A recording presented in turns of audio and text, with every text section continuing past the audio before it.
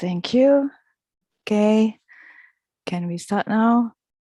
Okay, good morning, ladies and gentlemen, also all of my students who join right now.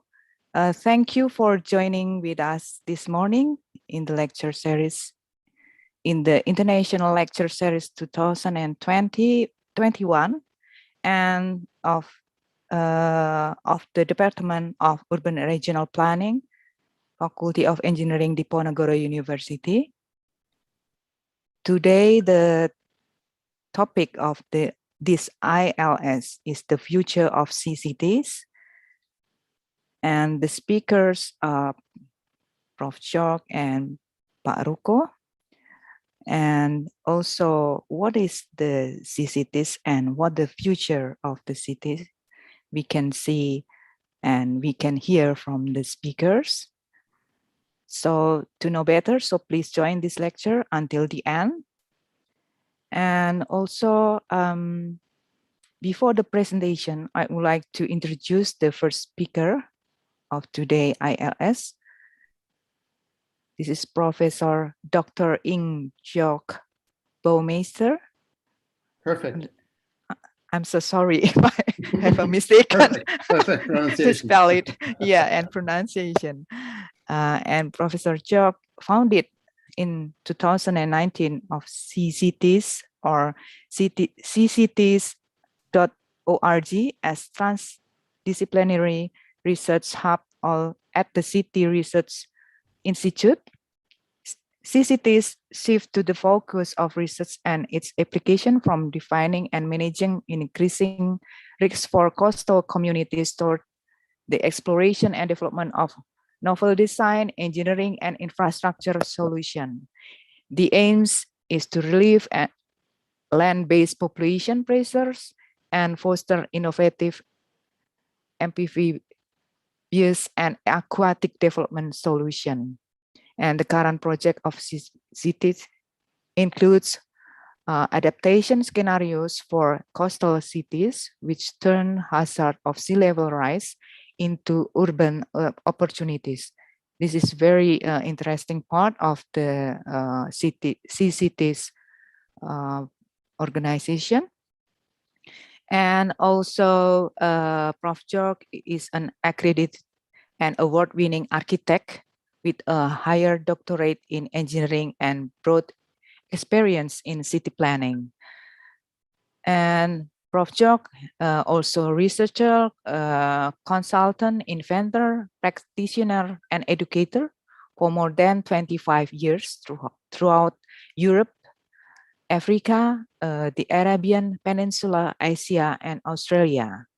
And his experience includes the consultation of private industries, NGOs, and governmental institutions on the federal, state, and regional level. Executive appointments as Director of Research Center, CEO of private company, Scientists for Future, and also the AAD Ambassador and the development, acquisition, and management of a variety of middle to large research grants from the Commonwealth and the European Unions. So please, for Prof. Joerg, the time is yours. And give us the presentation. Okay, thank you. Thanks so much, Wido. And yes, thanks for the invitation. It's a pleasure. I prepared a presentation for you, which starts with, moment, here we are, which starts with, moment. Is that okay? Yes. Okay, cool. So which starts with a big question for the future, and the question is, so where is it heading, this unprecedented urban experience of ours on planet Earth? Yeah. So for researchers, it's always good to have problems, and we have currently lots of problems. It is like Wido mentioned, it's about sea level rise, it is about pollution, it is about greenhouse gas, it is about climate change. One moment. I can't see your screen. Okay. Go out of Sorry. One moment. You can't see my screen, yeah? Is that right? Yeah. Can you see it now? Yes, I can see. Where is it hiding? Is that right? Yeah, exactly. That's Okay. the right one, yeah. So so obviously the full screen mode doesn't work. So now you can see it, yeah? And so there are lots of problems. There are also problems in terms of food security in the future, in terms of fresh water and so on. So we know exactly what we were doing the last 50 years wrong. And we have to solve that now. Yeah. So therefore it's a one moment. There's somebody helping me. You have die linke Seite ist komplett voll mit, du musst das wegmachen. Was muss ich vielleicht machen? Mach mal auf dein PDF. Ja.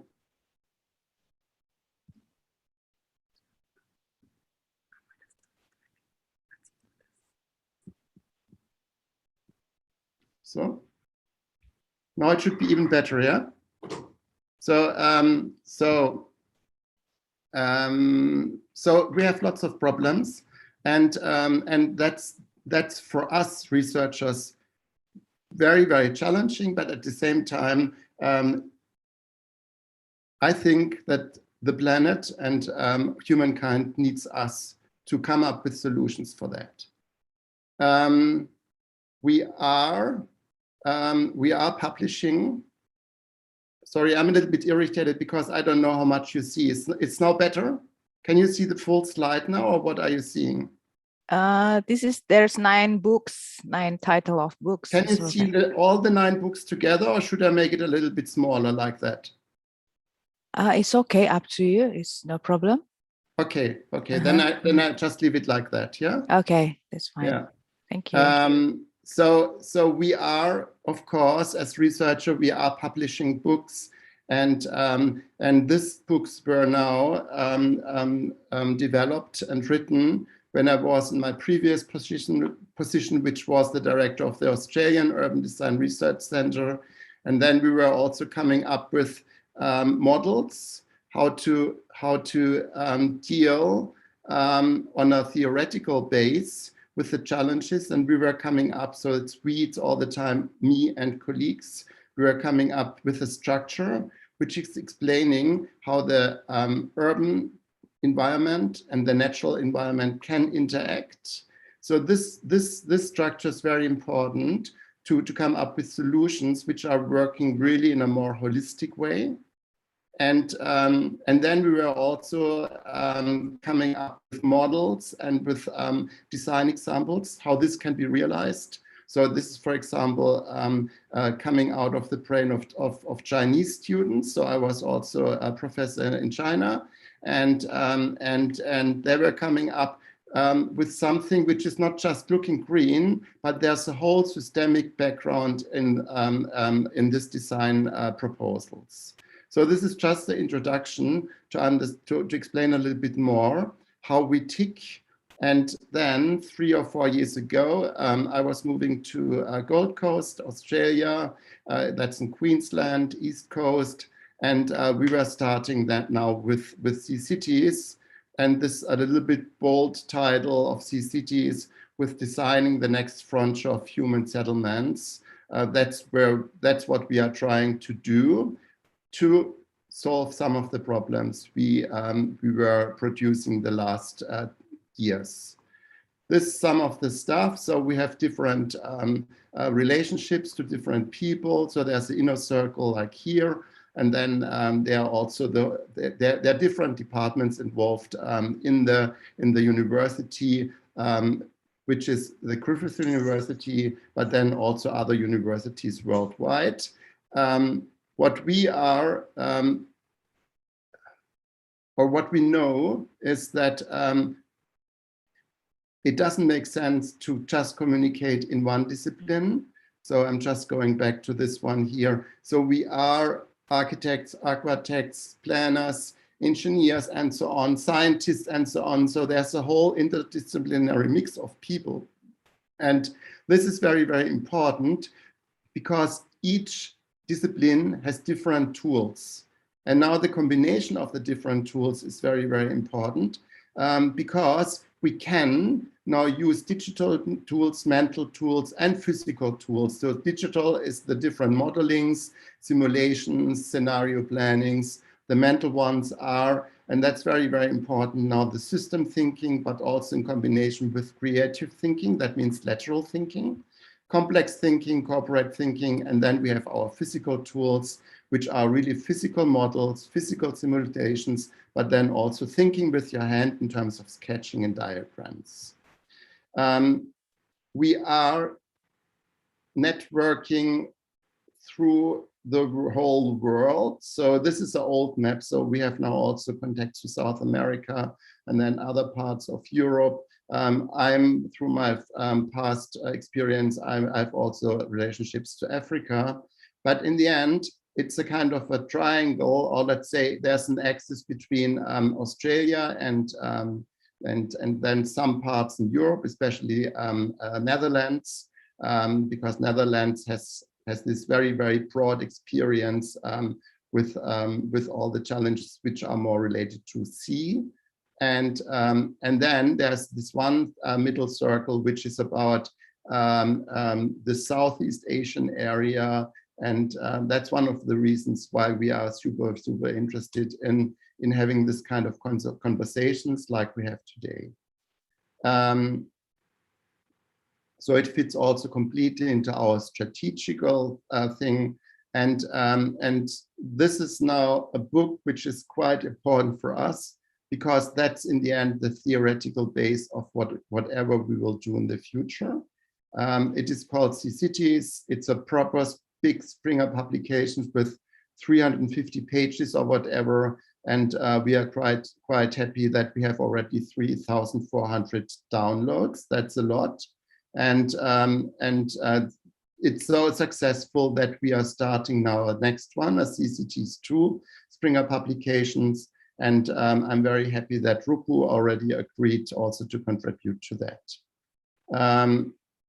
So CCTs is a kind of invention. It's in the end, it's about coastal cities and about coastal cities which are low-lying and which are big. So there are, and sorry, I just wrote there Jakarta and not other cities in Indonesia, but that's one of our main target areas. In total, we have around 500 million people who live less than 5 meters above sea level. And so there is a problem in terms of sea level rise, but there's also problems which are also related to pollution, acidification, especially now here in Australia with the Great Barrier Reef, which is somehow endangered, extreme weathers, sea level rise, as I said, but also erosion, flooding, and so on.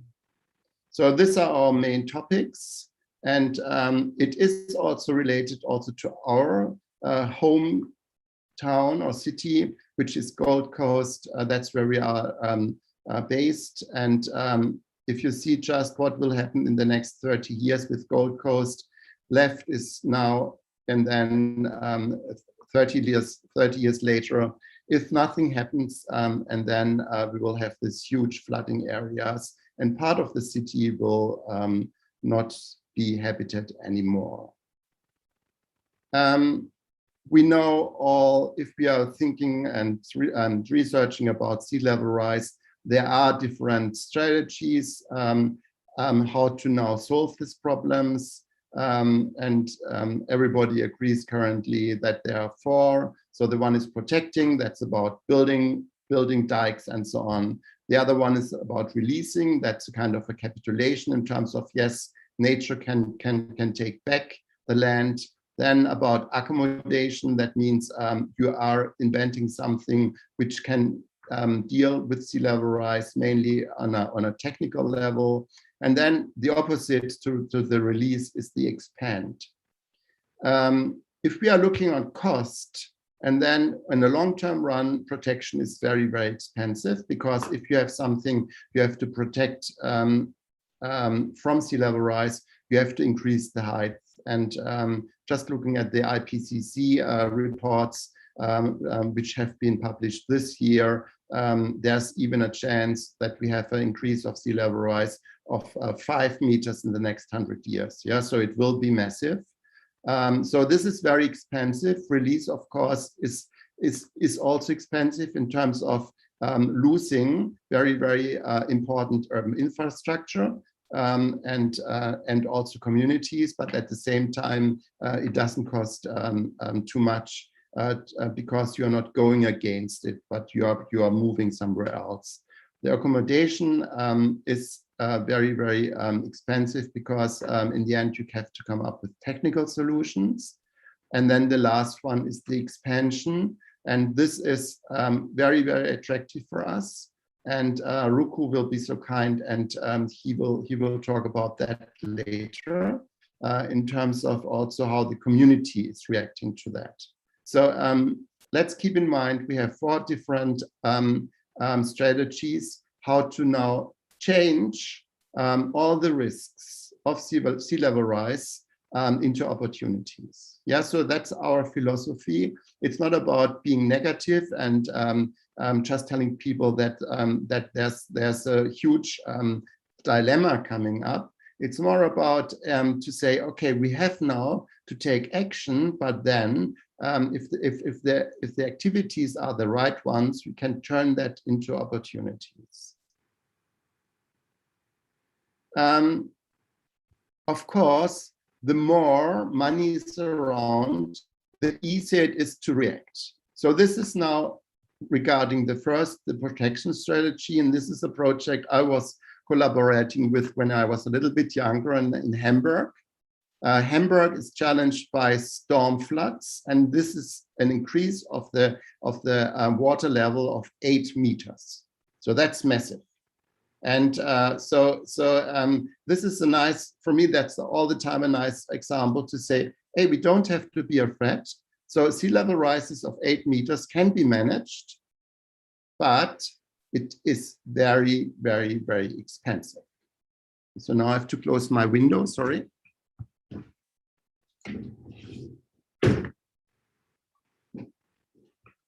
Sorry. So what Hamburg, so that's a northern city in Germany, what Hamburg was doing was that they were coming up with different levels. So this is now a new development area, which is fitted out for 8-meter water level rise and then drop again. Yeah. So and what they were doing is they were coming up with 2 different levels. So the one is the flooding level. The other one is the level which is never flooded. And this is a 10-meter difference, yeah, between the normal water level and the second escape level. So it is possible, but as I said, it's super expensive. We know that, so that's exactly the opposite. It's about the release. And there are wonderful concepts coming up. Also this, for example, in New York. And there are parks which can be used and sometimes flooded. But in the end, it is not a real solution for a city. Yeah, because a city has to somehow deal in a more active way with the water. So different possibilities how to accommodate. It can be also easier like columns and so on, but that's possible, but also very expensive. And then these are now possibilities how to expand on the water. So this example again from a building exhibition in Hamburg about houseboats. So it doesn't have to be this all this flooding areas which are look sometimes a little bit cheap. It can be also high level flooding areas, or here it can be community areas which are flooding or floating. And then that's a well-known development which is completely floating. That's a whole accommodation for I don't know, for about 500 people. So this is possible. And in the end, the question is now, what strategy should we take when? And that was the reason where we were starting one project, which is called Cities Plus 1 Meter, because the 1 meters are coming up in the next 20 years. And here in Indonesia, it's even faster because your land is sinking also sometimes. But this is perhaps a little bit complicated to understand, but normally communities are listening to, for example, engineers who are coming up with their solution. And this solution is very often a technical solution. And what we want to promote is, we want to say, okay, there are different strategies. So, and in different parts of a city can be different strategies be used. So it's more a kind of a more flexible way how to deal with sea level rise. And we were developing for that a method. And the method is now, it's almost like a recipe. So if you would be the client and you would ask us how to deal with that, and then we would come up with this recipe in terms of the process, how to develop different scenarios. And the process starts with the analysis to understand the area which is challenged. And then we would come up with different concepts and tactics. And then we would go back to the community, ask the community about their own opinion. And then in the end, we would come up with final scenarios. So it's not the one way to go. It's not the one solution fits all. It's more about the flexibility and thinking different scenarios. So there's one area which has already challenges here. So this is now at Gold Coast, but it could be also in other parts of the world. That's how it looks like. And then I don't show you all the different steps, but this is now one part which is very important to understand. Why does it have these challenges? Yeah. So how was the historical development, and where are the most important points also in terms of water? So how do you deal with stormwater and so on? And then we are coming up with our projections in terms of sea level rise. And then we're coming up with this kind of maps, which we call heat maps or risk maps. And you see not only the buildings are considered and the streets, but also the natural vegetation. Yeah, so a tree normally, if it's not a mangrove and so on, a normal tree is not able to deal with 1 meter sea level rise. So there's also a kind of a adaptation of the natural environment needed. Then the process continues, and there's analysis of buildings, spaces, production, industry, community, and so on. And there are all the time the pluses and the minuses here. So this is just an example now of the site. And then we are going back to the different adaptation methods. We know already protect, annotate, retreat, and advance. And now the trick is starting. So the trick is that we don't take the whole site, but we are subdividing the site in different parts. And now we are combining different parts together to different scenarios. So the one scenario is called minimal change scenario. The other one is now the opposite. It's about maximal yield. So that's something developers would like, for example. So the third one is called maximal nature. So this is perhaps something more for people who are much more concerned about the ecological environment, not so much about the urban environment. And then the fourth one is called maximal water, to say, okay, it will be flooded. So therefore, let's not go against the water, but let's develop the whole site with the water. Then there's another level, and you know that from planning. So it's not just about the rough decisions, it's also now about more detailed decisions. And that's what we are calling tactics. So we were coming up with a whole compilation of different tactics, how to deal now with the 4 different strategies. And the output is now that we are able to use now the different tools, and we are coming up with the different scenarios. So that's 4 times the same site seen before, but now we are applying the scenarios, and you can see on the left top how the scenario minimal change could look like, and then afterwards scenario maximal yield. So minimal change is to have a kind of a dam and a protection against the whole sea level rise. The second one, it's about, yes, I'm a developer, I want to make as much money out of that, and I want to develop that really much more urban. So this is an opportunity. And then the third one is not the opposite, but it's about maximal nature. And this is first of all saying, okay, let's give back most of the land to the nature. But at the same time, there's also a potential to apply now a new typology of buildings, which is much more nature related and which can deal with sea level rise. And then the fourth one is about maximal water. That means let's think just in land, let's think much more in water also.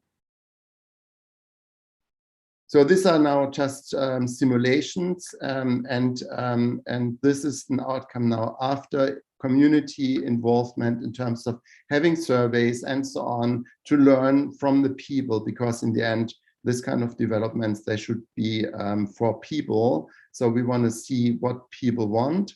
And this is the output of a survey of the community. And that would be something that people could deal with if, in case of a scenario minimal change would come up. So that would be the maximal yield. So there would be massive development in some parts, but some parts would be also very, very attractive water developments. This is now with the maximum water, maximum nature. So you see here that there are developments which would be on high columns, so away from nature, and the nature could be on the base. And then that's the maximal water scenario with floating elements and so on. So this is not a final design proposal, yeah? And it's just very conceptual. So it is more about having discussions with different communities about different scenarios and not just the one scenario which is the solution. Yeah, so that's something we want to promote with that. And we are very happy with that we are now in discussion with 3 different communities already, because there's an urgent need for this kind of discussions and design proposals also.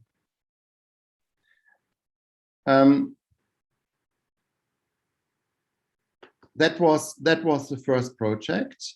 And before I start with the next projects, which will be a little bit quicker explained, I just want to show that, because that's in the end the slide which is really so exciting.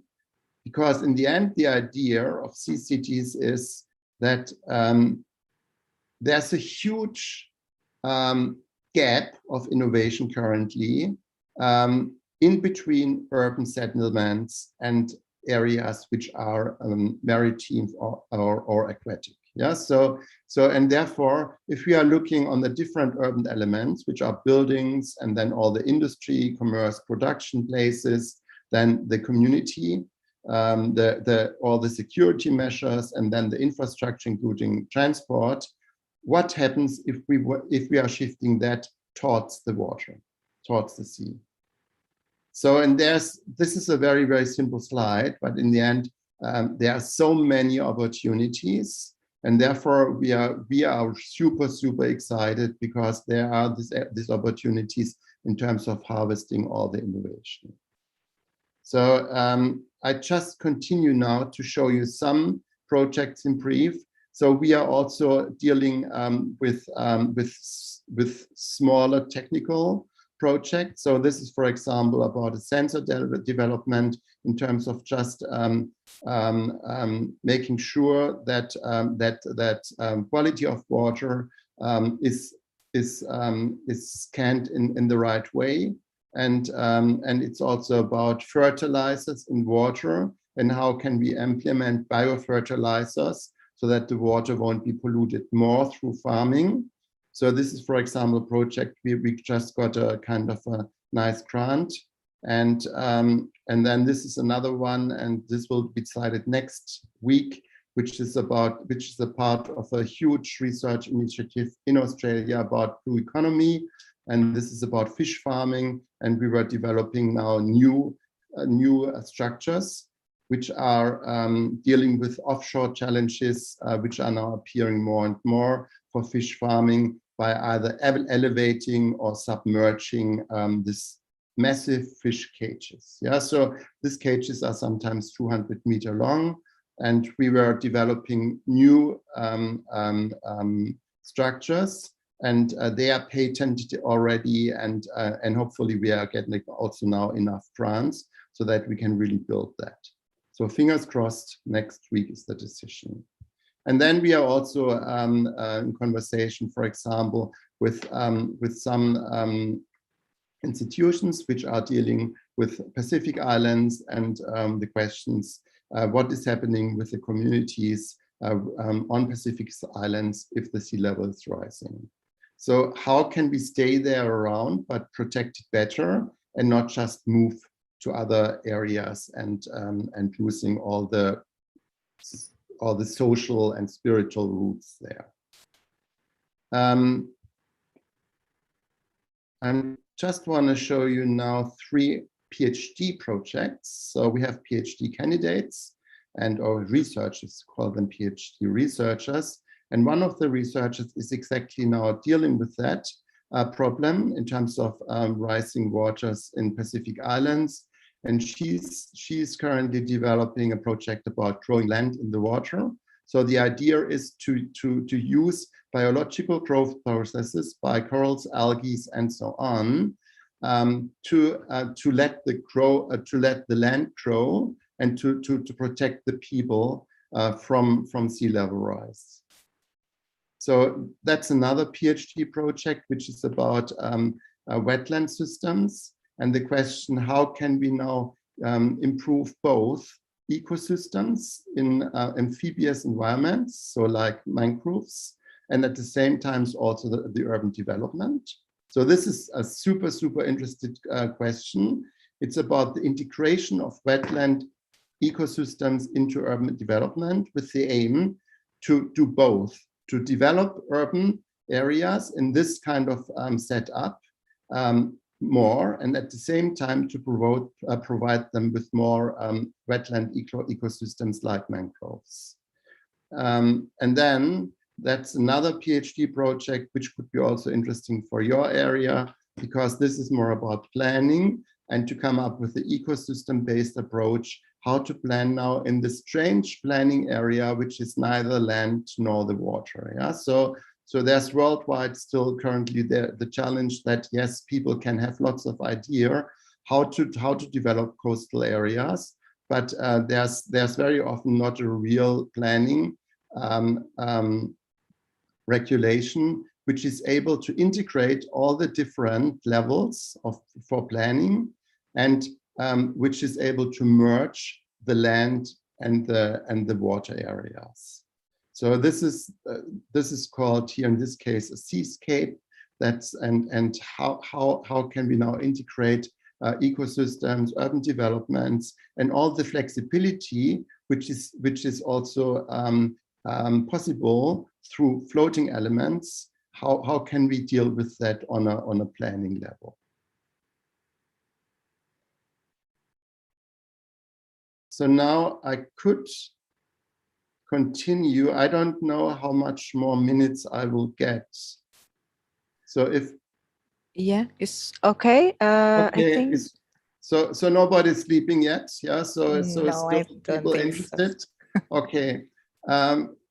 I think, 2 other projects. So the one project is a fun project, and that was the first official Sea Cities project. That's called Sea Manta. And the question there is, the research question is, to what extent could we as architects merge our skills with those of marine engineering to design aquatic structures? So that's exactly what I was mentioning at the very beginning. How can we integrate now the knowledge of different disciplines together, because this is needed if we are talking about aquatic structures. And then the other thing is, how can aquitecture, that's how we call that now, the combination of engineering, environment, planning, and architecture on the water, how could aquitecture provide ecological and economic solutions to supplement ocean conservation through the design of a floating artificial reef? Yeah, so that was a kind of a test run for us. How far is that working? And in the end, what we wanted to do in this case, because there was a client, we were now adding 3 things together. So it was about a reef supplementation, and species breeding. So that's the artificial reef. And then we wanted to have a non-invasive self-supporting structure. That's a kind of an engineering structure. And then we wanted to have also a dive experience in ecotourism. So that's about business tourism, but also about ecology. That was the environment. And with all this water-based structures, they are completely dependent on a specific environment. This one was quite easy because it's in the Arabic Gulf. And so there are not too many waves, not too much wind. And so there are quite calm conditions. So what we are using now, a pure engineering approach in terms of designing this structure. So we were first taking the different hydrodynamic modeling, and then that's the left top, and then the right top is all the wind experiments in terms of aerodynamic modeling. And then, because it is a floating reef, we needed also the sun. So therefore we were cutting something in between to get more sun in the structure. And then there's also these 2 wings at the outside to get more sun irradiation. And therefore it was in the end, it looked almost like a sea manta, and therefore that's the name for that. We were putting that in our labs, and in terms of wind tunnels, in terms of water tunnels. And then we were coming up with these details about anchoring. So it's a single mooring anchoring. We were developing this kind of fish attractions here, and at the same time, the 2 different rings are also important for the divers, because that's about the 12 and 18 meter depth, which is important for diving licenses. And then we were providing the whole structure with aquatic nurseries, so in terms of fish breeding. And then we were also coming up with this electroaccumulation of minerals. So there's a special technique where we can grow reefs much more easier. So that's purely technical. And then we were coming up also on an engineering and design level with a structure which was easy to build. And I don't go through the different functions, but in the end, it has also a pool for the visitors. It has also it has this dive experience hole where you can dive in, and then it's also a kind of a restaurant, small shops, labs, and so on. So that's how it would look like from the water, if you would be a diver a little bit deeper than 18 meters. And then this is now how it looks like from the top, from the restaurant area. And this is from now the elevation, how it would float, I have to tell you that this looks super designed, but in the end, I was super happy not to think as a designer in this case with all the people together, but really more about the engineer, and that's really the outcome of the engineering process. And that could be a scenario now for, I don't know, New Year celebrations and so on. So it can be also used for special celebrations. Yes, that's almost the last project. This is the last project, and this is related very much to also Southeast Asian, Indonesian waters. We call this project about sea oasis. It's about floating aquaculture, and we were also very much interested in smallholders' food security. And now there's something super exciting coming up. So if you look at the exclusive economic zones in the world, and that's where different countries are not only responsible for, but they have in the end the legal base to deal with these areas. That's the green colored areas. So if you look and if you just now compare different countries with different sizes of exclusive economic zones, you find out that, for example, Australia is number 3, the third largest country in the world, after France, that's really interesting, and US, in terms of the amount of land area plus exclusive economic zones. But what is also very, very amazing is, if you look here, Indonesia is becoming the 6th largest country in the world, including the exclusive economic zones.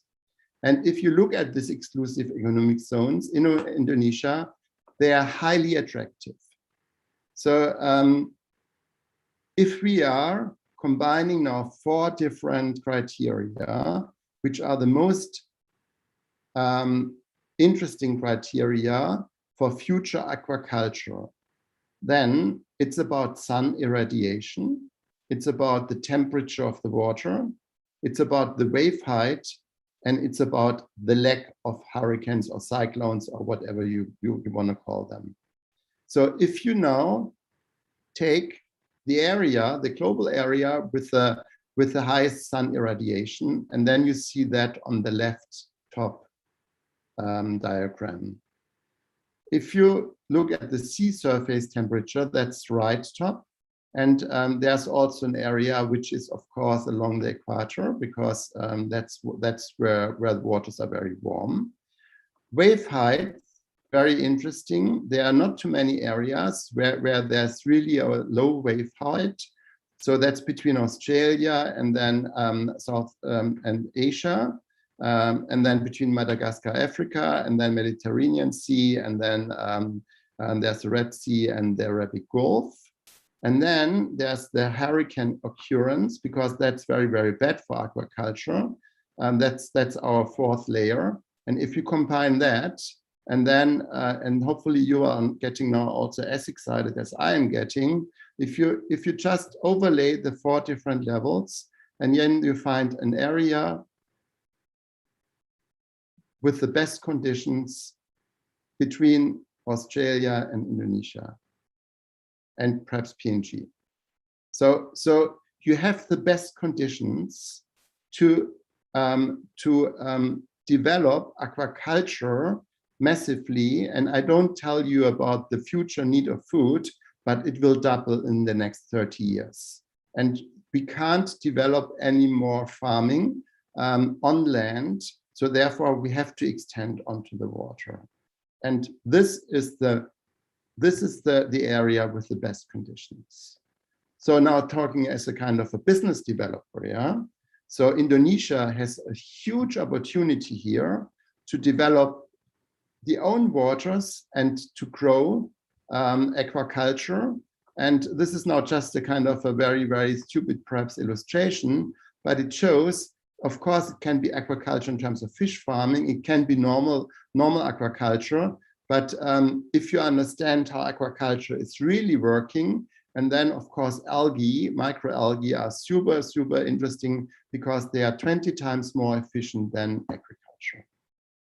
So this is one huge opportunity for Indonesia, And this shows the simulation. So this is the area between Australia, Indonesia, and PNG. And you are a little bit more on the left, but still you would be in the area where you could grow the food of the future for the whole world. So this is for me one example how we can harvest innovation and how we can develop and how we can react on one of the biggest challenges of the future. In this case, it's food security, but in the end, it's an understanding which can be also applied to other issues. I think that's the last slide. Yeah. So I'm back now to normal. Thank you very much.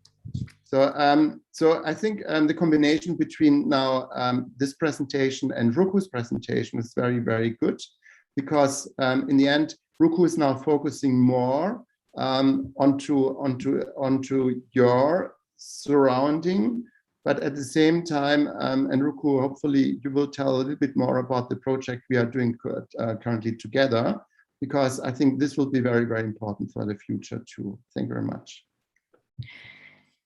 Okay, thank you very much, Prof. Joerg. It's very interesting presentation for us. I think there is a lot of things that is quite innovative way to put the risk to the opportunities, because we also have a sea rise level phenomenon in our country as well. So I think your presentation is give us like new ways of thinking about the solution. You said about if I have a short, like what we call it, like summary of your presentation.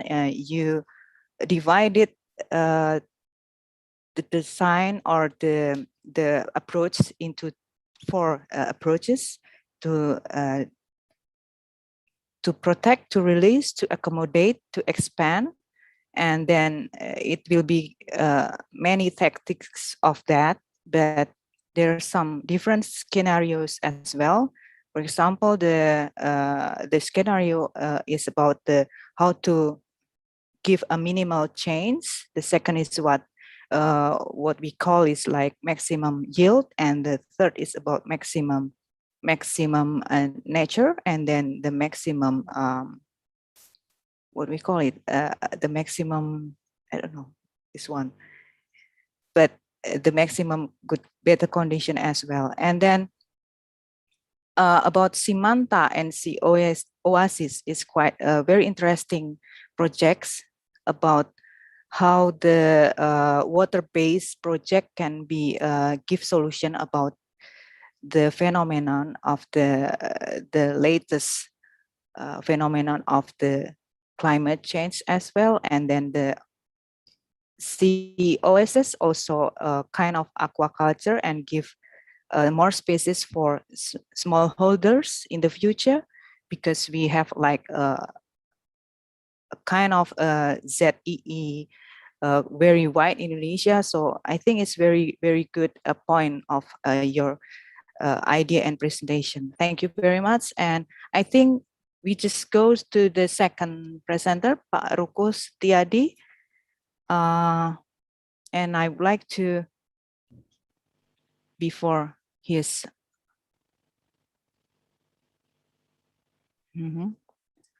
I would like to give at a glance about his CV. Rukuh is a senior lecturer in our Department of Urban and Regional Planning, Undip, and also a researcher at SDG Center of this university. His background from urban planning in Undip, and hold master degree in environmental management from Flinders University, and received his Ph.D. in urban environmental policy from Griffith University. And he also serves as an executive director of the Initiative for Urban Climate Change and Environment, or ICUPI, a non-profit organization based in Semarang, which focuses to support urban climate change initiative in Indonesia, and also participating in the report of IPCC, and then also he gained training, research, and planning experience in a number of projects funded by national and international organizations and programs such as Astra International, Bintari Foundation, GIZ, IIED, Mercy Corps Indonesia, Rockefeller Foundation, Siap Siaga, UCLG ASPAC, UN Habitat, and the World Bank. Now, Rukuh is undertaking research on cities, particularly on Jakarta, with support of Australian National University or ANU Indonesia project. So please, Pak Rukuh, to present maybe for next 15 minutes is okay, because we will have another question and answer session. Thank you.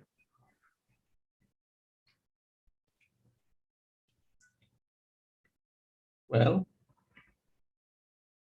can you see the slide right now, Ibu Dona?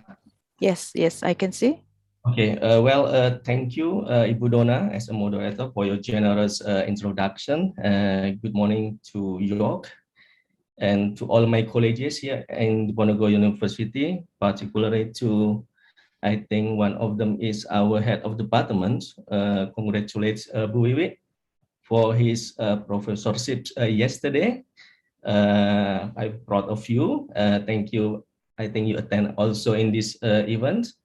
Congratulations. And to all my students here from Diponegoro University, as well as from other university or other organizations outside Diponegoro University. I hope I can add a conversation on this topic that previously well presented by Joerg, and to operationalize it with the case of Jakarta. Well,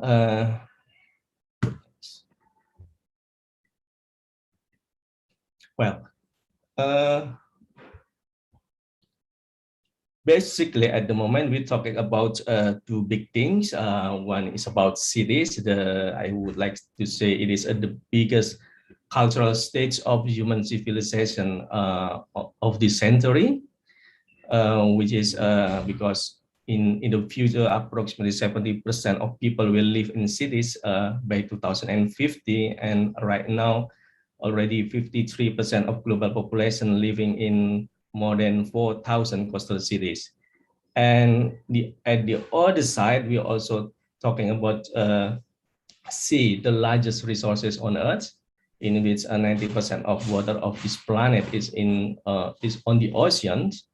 And then it is said that 90% of living organisms live in the ocean. I think so. We'll be talking about two big things. And I think debate on the future of coastal cities should not be postponed, as Joerg said. It's 11 o'clock. Before. And then the relation of sea and city is different, actually, from city to city, following their complexity. So I would like to focus on to Jakarta. Jakarta is the biggest port city in Indonesia and serves as the capital city. The port itself is one of the engines explaining recent growth and development in Jakarta. And then territorial transformation of Jakarta has their historical roots in their relationship with the city, with the sea, I mean. And Jakarta Port, which was known as Batavia in the past, played an important role back in the 18th to 20th century, when the demand of herbs, timbers in Europe was shipped out from this port. In 1950, the population of Jakarta is just 1.5 million people, and then the number increased 4 times in 1980, and now we in Jakarta have for about 10.5 million people. And I see also there is a path dependency, which I mean here is that decision in the past historically shape today and limit our current decision to deal with situations.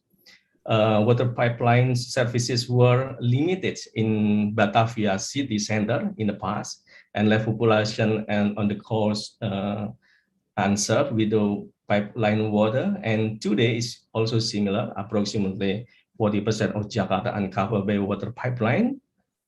As a result, the use of underground water has been massive for domestic business and industries. And now we in the era as well of climate urbanisms. Cities all over the world are struggling to cope Excuse with me, Pak Rukuh. climate change.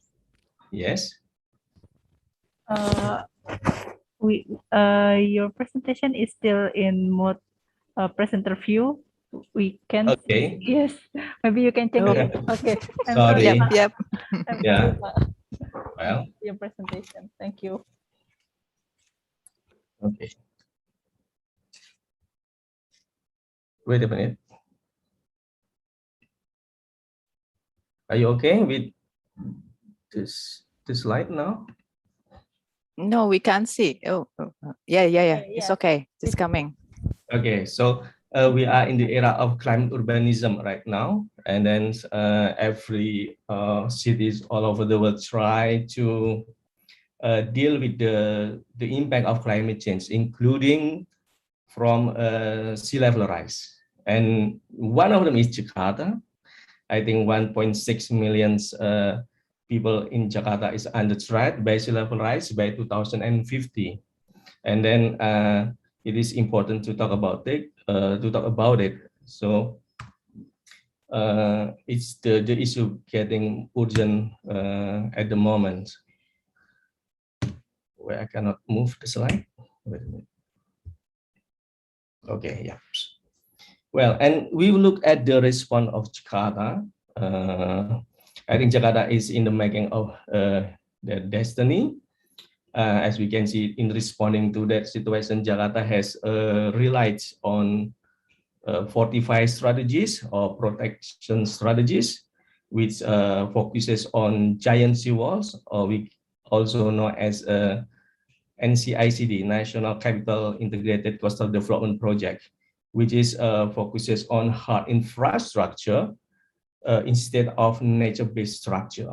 And I think it's quite expensive because and not really affordable, because finally the government also invite private sector, which involve public-private partnerships, which is good, I think, in terms of finance to develop a collaboration for development. But then when the development is located in a such a challenging area, which mean that create new magnet for urban development if the project when the project complete, and then more development over there and more investment as the compensation of private involvement, I think the project just create a new vulnerability in the future. And then also development issue as well that taking place before the completion. For example, the case in 2019 when the dike in Muara Baru collapsed. I think this is a serious issue as well with this kind of strategy. And then Jakarta, also the fastest land subsidence in the world.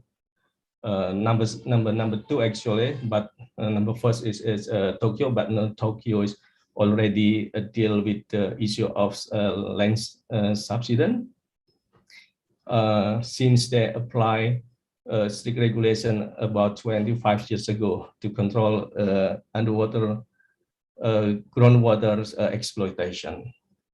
And government regulations in Jakarta try to limit underground water exploitation, but the future remain uncertain. Why? Because I think it's depend on the enforcement. Do we have as discipline as Japanese? And then you can answer that one, I think. And then the central government support as well is one determining variables. Without government support, I think this idea is also quite difficult as well. Now, the next slide. We tried the survey during this study. I think we get about 530 respondents. I think it's a good number and a good response because we just need 400, but we get more than that. And the distribution of age and sex is quite realistic. So we are quite confident with our data. And then despite of the controversy of the protective strategy, our survey shows that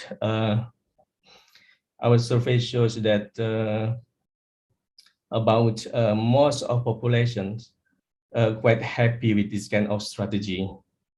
Okay,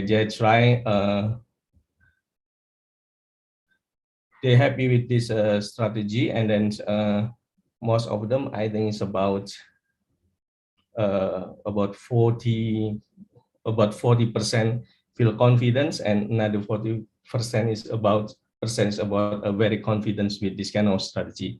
However, there are some that not feel safe with this kind of strategy and not believe with the effectiveness of this strategy.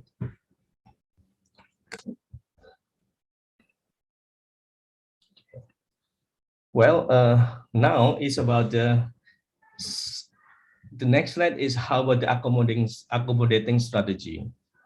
For Jakarta, I think Jakarta adaptations still at the planning level, not yet at the massive implementations.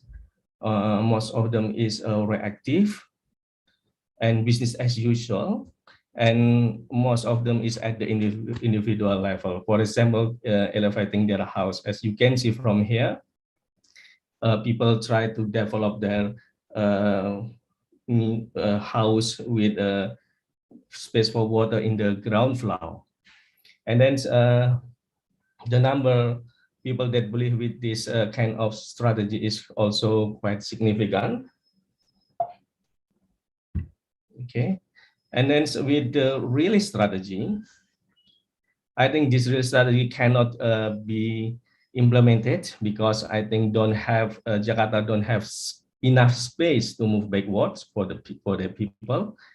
Otherwise, land consolidation is undertaken. And then it's also attachment to the place. People have a very strong attachment to the place based on their culture or livelihoods. And then that's why about 20% more people don't want to move from their place. And then we can see here about more than 50% people agree with this idea, but ironically, no one can do that. I think it's sure that the affordability of this really strategy is not easy and it's quite expensive as well. And then people cannot afford it. And then if it is conducted, I think there will be encouragement of new area, and that creates impact that maybe in other topic of our discussion. And people also try to connect the moving capital of Indonesia to Kalimantan as part of this strategy. But I would like to say that maybe it's not because the moving capital is just the moving of government and administrative things. The motivation is also not for dealing with sea level rise. So the problem in North Jakarta still there, remain there, and people still struggling. Although the capital is already moved to Kalimantan. And last is a floating strategy, one of a strategy under sea cities. I think Jakarta is not yet thinking and experimenting with a floating strategy. But surprisingly, I think the government in the top right picture over there is the first floating structure in the city of Semarang, where we are living now. It is a community, like a community meeting area, as well as a library, which is infested by national government in North Semarang, which is subject to land subsidence and then sea level rise, as well as flood. I think it's interesting that the idea of floating is already implemented as well to somehow in the city in Indonesian city. And in cost to experimenting with the floating strategy might not as expensive as NCICD, although it is still debatable. We have to calculate, but I think the cost is quite subjective matter as well. But the reducing pressure to coastal ecosystem is quite convincing with this kind of strategy that blend with the environment. I think the impact is lower than putting hard structure on the oceans. And then Jakarta coast is relatively friendly, as presented by Joerg. And then it's 17 times larger than its land itself. So there's opportunity using the water territory for such kind of development. And then it's also opportunity to develop science and technology and stimulate science for both climate and aquatic urbanism. And then, and it is also surprisingly that more than half of people do not oppose the idea of floating. Even there are about 21% of people that agree with that kind of idea, floating strategy. And then this is a not Jakarta attitude on living on the top of water. I think their answer is also consistent in different way we ask them about their attitude, their say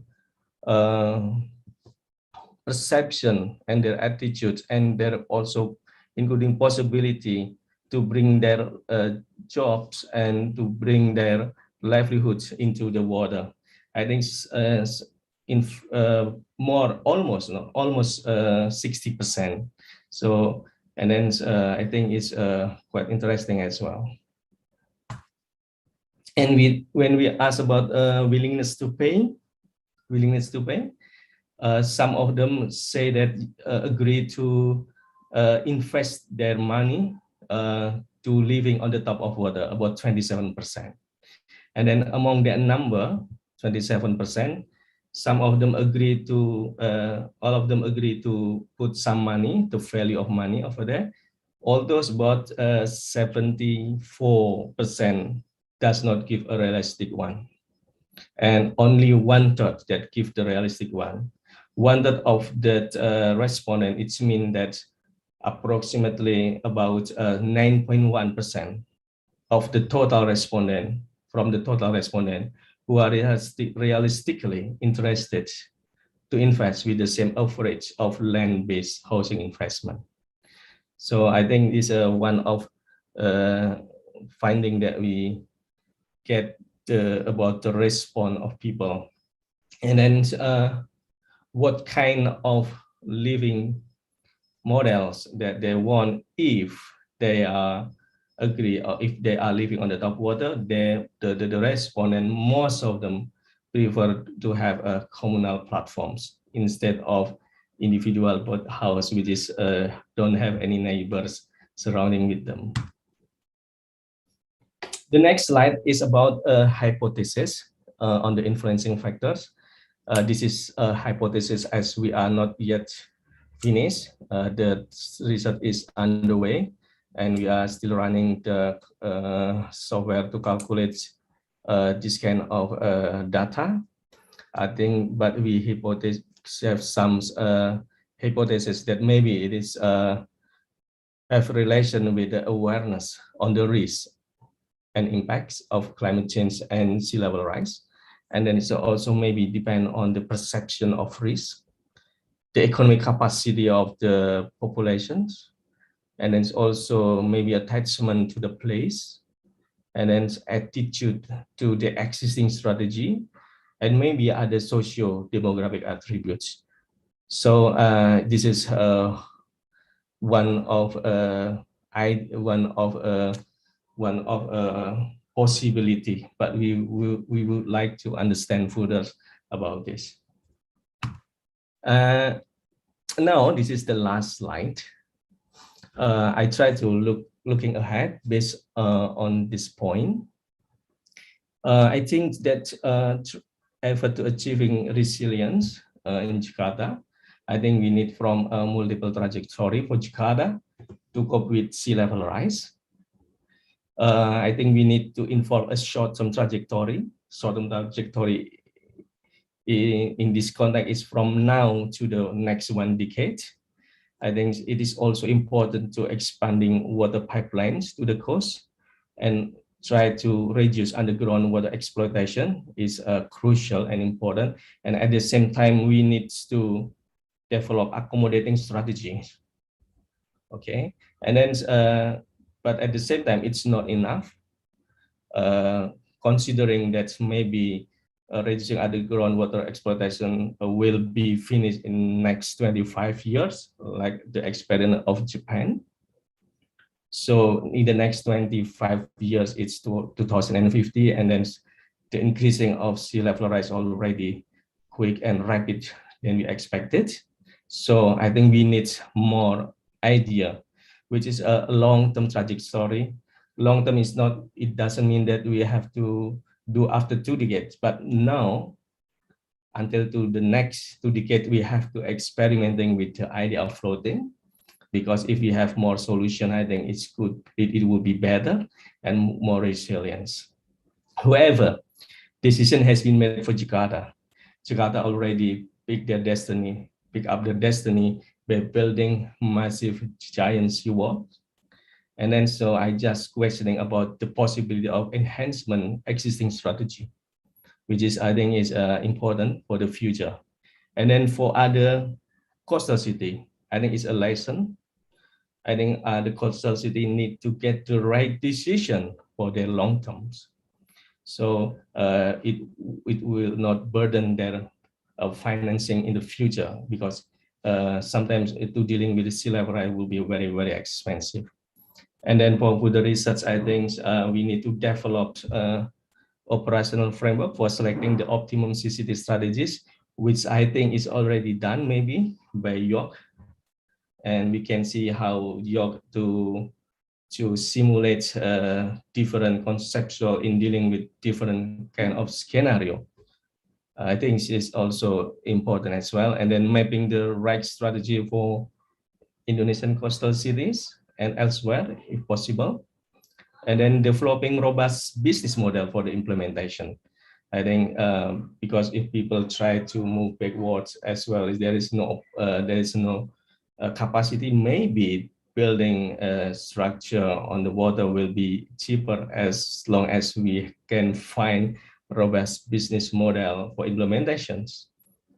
And then maybe we also take and borrow knowledge from aquatic-based urbanisms towards climate urbanism, and many other point of view, I think, from legal aspect, the use of water, for example, and then cultural adjustment, I think is other point of view as well that we can think about with the idea of CCTs. Maybe that's all. But if you want to understand further about this research, you can visit as well our website that we designed dedicated to inform the progress of this research at ccts.id. Well, I think that's all my presentation. Hopefully it doesn't take a long your time for discussion. Thank you.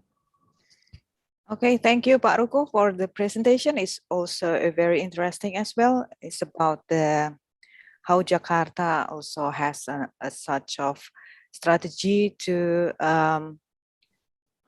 solve the problem of sea level rise, and it has a giant seawall, but it also has a weak about it's depend on the enforcement and depend on central government.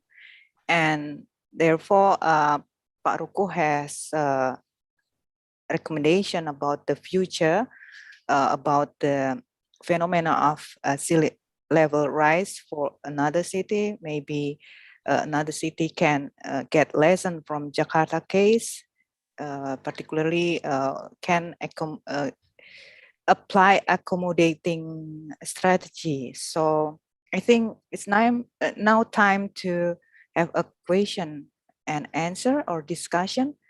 So, Bu Wiwi, congratulations for your professorship yesterday. I'm so sorry, I'm so late to give greeting for you because see right now raised hand as well.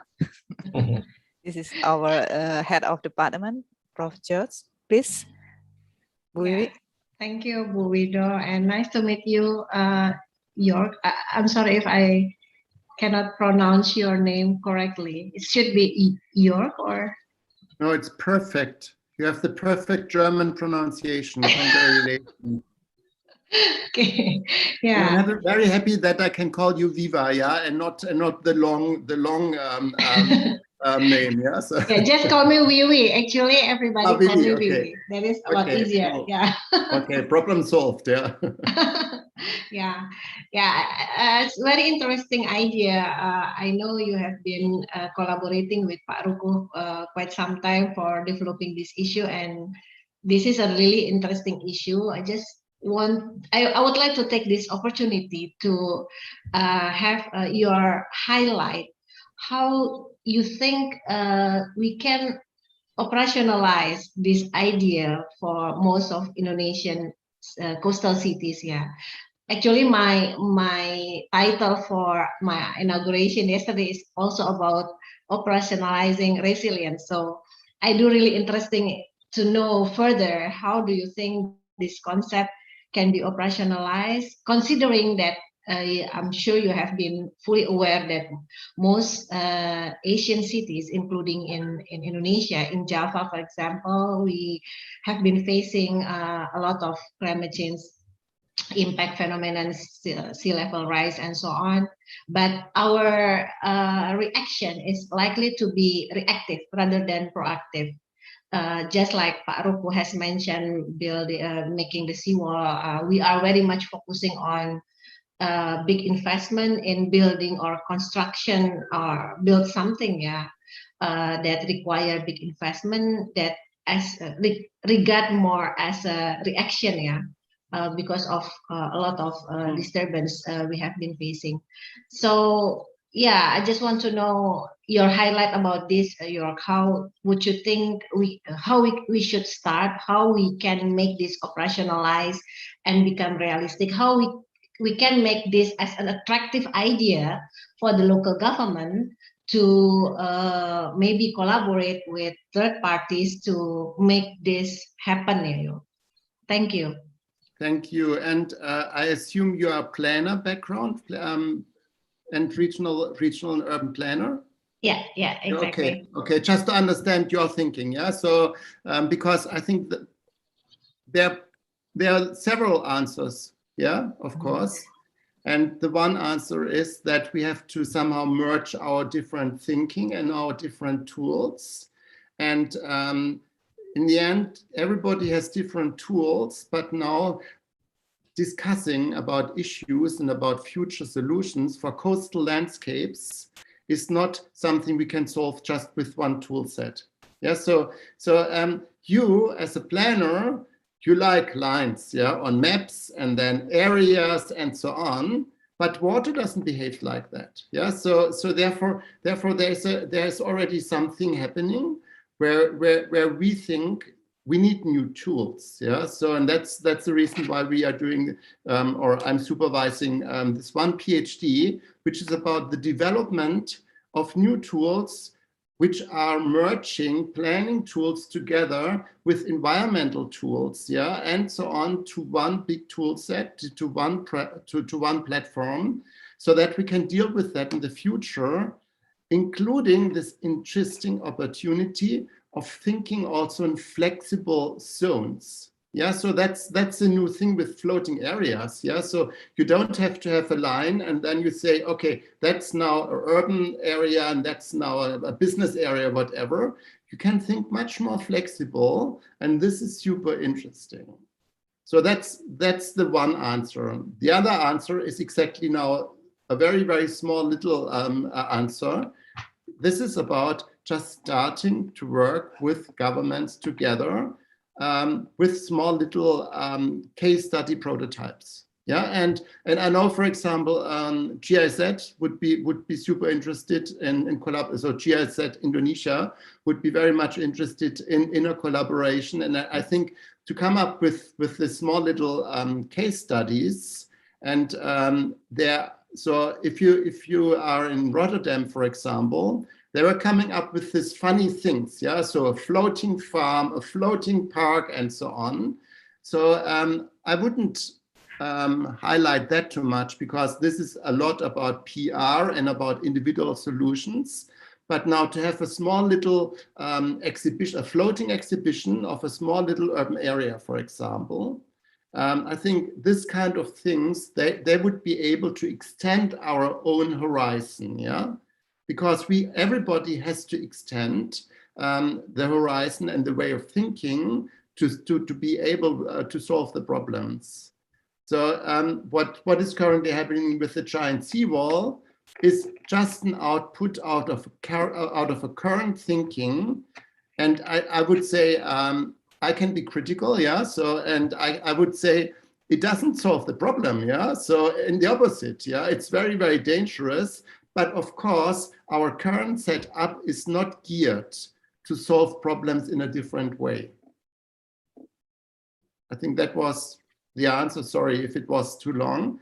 And so there, in the end, we have to discuss this kind of challenges on different levels. And what I wanted to say, the one is really on a planning level, yeah. So, and on a very, very high scale, big level. And the other level is also start in parallel with small little case study projects. Yeah. Thank you. Good to know that you will have like a pilot case study. Hoping that the case study will be chosen for Indonesia, for Semarang maybe. So I think Pak Rukuh will be very happy, Pak Rukuh, yeah, to continue. I'm not only an engineer, I'm also an architect, yeah. So and I'm an engineer, so therefore I can be very critical against other engineers, yeah. So I understand also a little bit how planners are thinking. So but I'm also an architect, and I wanna build things, yeah. So because in the end, the nicest thing would be now, just coming back to Rukuh's presentation about this wonderful survey, and I'm still super excited about this survey and out of the outcome, and also how Rukuh and the whole team was dealing with that. I think it's amazing, yeah. And but now the next step is now because people, they are humans, yeah, they want to touch things, they want to experience things, and now to come up with something where people can visit and say, oh yes, I want to also live there, yeah. So floating is not so bad. So in the end, to convince the other 70% of the people, that would be even cooler. Okay. Thank you. Hoping that we will have other opportunities for yes, more that would be amazing. Yes, thank you very much. Thank you. Thank you, Bu Wido. Thank you, Bu Wiwi, for the question. I think it's all already answered by Prof. Joerg. And then, how about the time, Pak Rukuh? What do you think? One more question or? Depend on the floor. Okay. Is there any question? I'm so sorry, Prof. Joerg, because right now it's Friday, so it's close to the Friday praying time. So I understand. It's quite short. Is there any question from the floor? Oh no, I think yeah. I think it's enough. I think maybe at the moment, I think it's good to introduce the idea and put this into conversation and discussions. I think we can move forward after this, Bu Donna. Yeah, I agree for that one. So maybe later we can have conversation maybe with Pak Rukuh as well before another collaboration and Bu Wiwi. So maybe from right now, maybe Pak Rukuh can manage or can contact for the right time. Pak Rukuh, okay, maybe in the future. Thank you. Yes. Okay. And I think this is the end of the presentation and the lecture series of the Prof. Joerg and Pak Rukuh. And in conclusion, that she sees this as an alternative development concept and tools for future solution, and it should be considered local context as well regarding the sea level rise, and it can be in a flexible ways, so it can be start by this case study first and prototype, and then it can move in the another future solution. So thank you very much, Prof. Joerg and Pak Rukuh as well for giving us some idea and new insight. And hopefully it will be also useful for all of us.